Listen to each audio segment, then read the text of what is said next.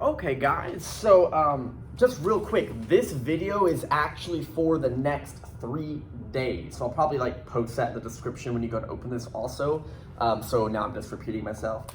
But basically, if you want to separate this over 3 days, then just kind of watch the one part, do what you need to do, and then you can like fast forward to the parts you need over the next couple of days. We're basically treating the next 3 days as just straight algebra review. So some of this all of this you were supposed to have learned, but we find, like I said, that sometimes in algebra they teach you just how to type things in the calculator, and it's been a long time, it's been summer, and you just like blooped things out of your head. So this is our week to go pause, reteach, and then we're going to start using and needing this math even more in the problems that we see. Okay?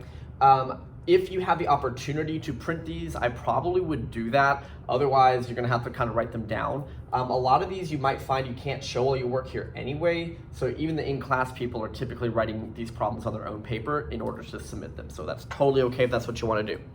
So if you have this in front of you, or if you're able to pause the screen and actually read these, I was gonna ask all of my kids in class to try these first 6 problems literally as a warm-up. Just it's regular solving, but a lot more fractions and kind of stuff going on, but nothing is insanely difficult about them other than this looks scarier than what we've been seeing. So if you want to try these on your own, go ahead and pause this video, and then I'm just going to write what the answers are, and if you got them wrong, try reworking them and see what happens. Other thing I'm going to tell you guys is this week we have our retest coming up on Thursday. So I'm also using this as algebra review so that whether you're in person or you're KVA, you can also use these days to just call in on the Zoom or in class, ask me questions about your test, ask me questions about your quiz, anything you want to do without really needing a whole lot of brand new information.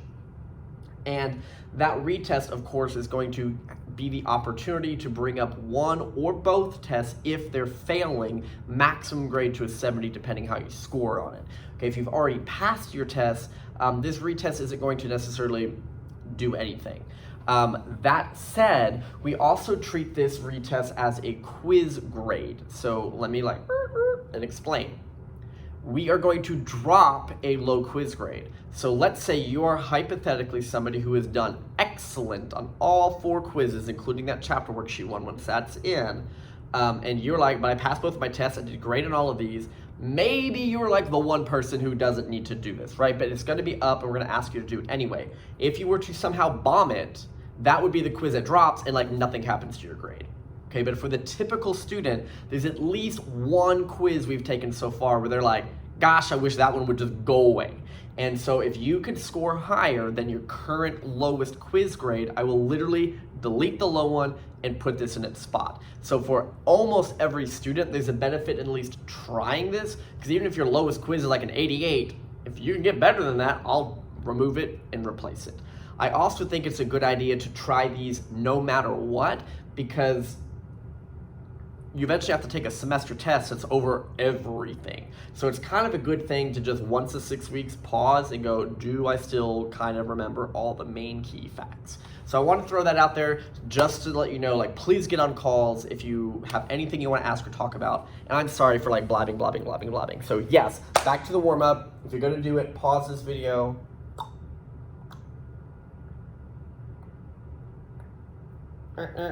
Okay, so the answers that I got when I worked these out were 3, 6, 32, +1, 5, and 2.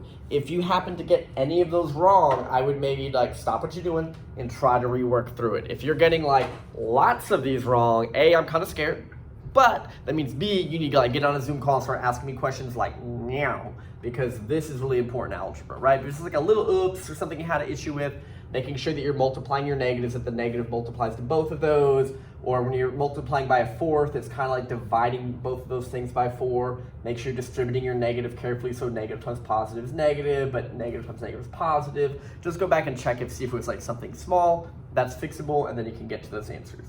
So what I really wanted to spend the class time today was refreshing you on how to deal with systems of equations. That's where you have 2 letters going on at the same time.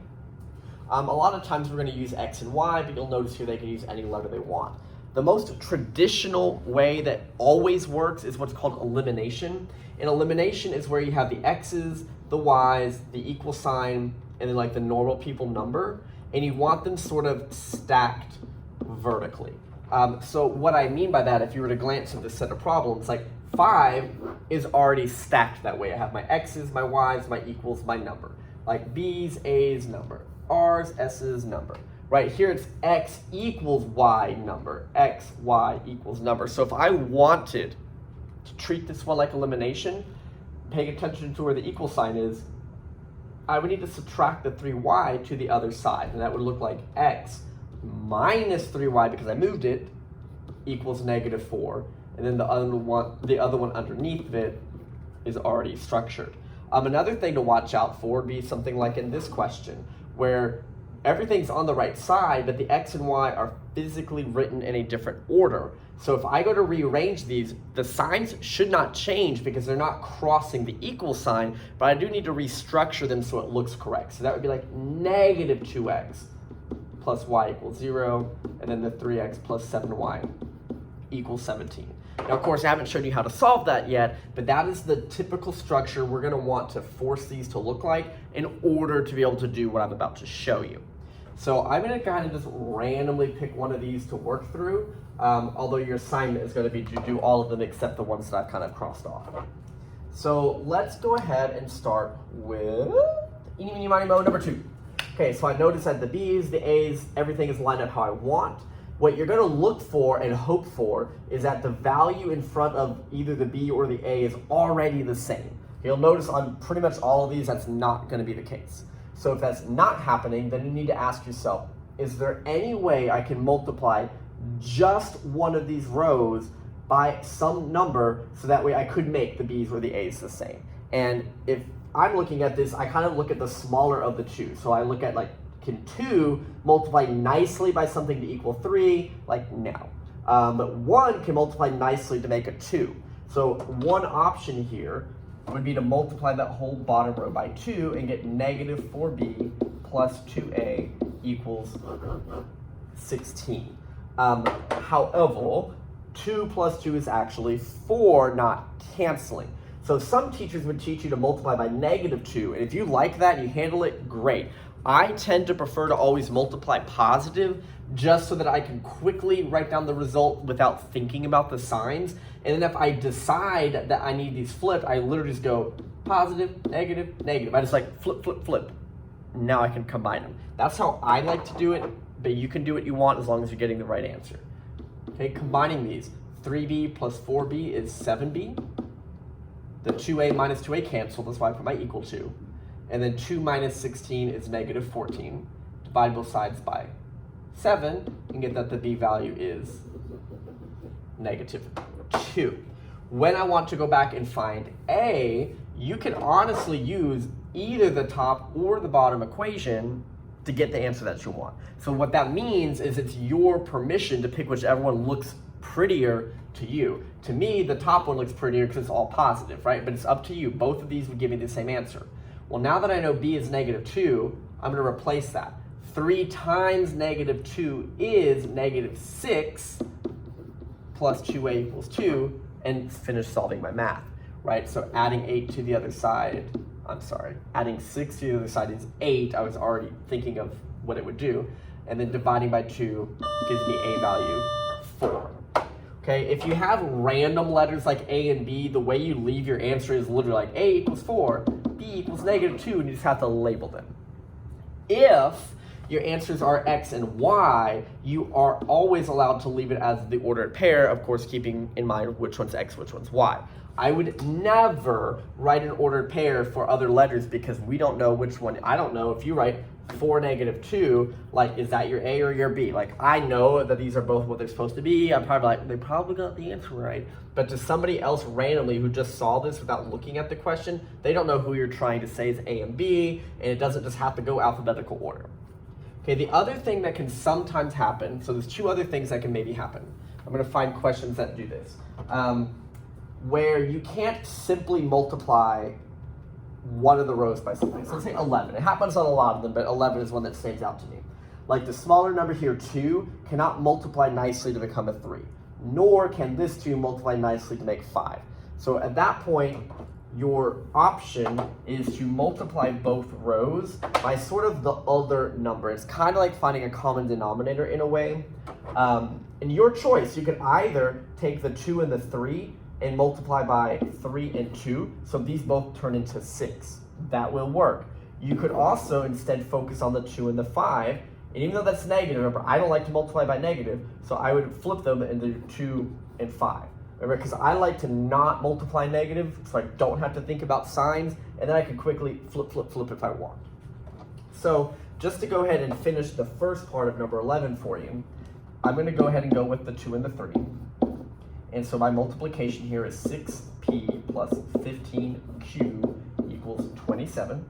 The bottom row, 2 times 3 is 6p minus 4q equals 8. And then I need to flip them because 6 plus 6 doesn't cancel. You can flip whichever one you want. I will usually pick a row that already has some negatives in it, just so there's like a little bit of less negatives occurring in the problem. Again, my brain, you do what makes you happy. 6 minus 6 cancels, 15 plus 4 is 19q, 27 minus 8 happens to be 19, divides pretty into 1. Okay, when you go back and find p, you can use these multiplied ones, but notice the numbers are huge. It is to your benefit to go back to whichever one of these feels prettier to you, plug in your q value, and keep solving. Okay? The only other thing I'm going to point out, I don't know if it happens on here or not, but sometimes after you've multiplied these, if you ever have a situation where it ends up all canceling, like 3x plus 2y, blah, blah, blah, like after you've done some math, it's like negative 3x minus 2y equals like 12, and you're like, cancel, 0 equals 20. If this is a false statement, like 0 is not equal to 20, like that's cray-cray, that would be an answer that's like no solution. Okay, so we could definitely have answers again that are ordered pairs if it's x and y, that are just labeled q equals, p equals, and you could have situations like no solution if it all cancels out while working it. Okay, so your homework is to just do all of these except the 2 I crossed off, and you probably will need to do the work on your own paper, so I wouldn't necessarily worry about printing this, just like number them and work them out and submit. Okay.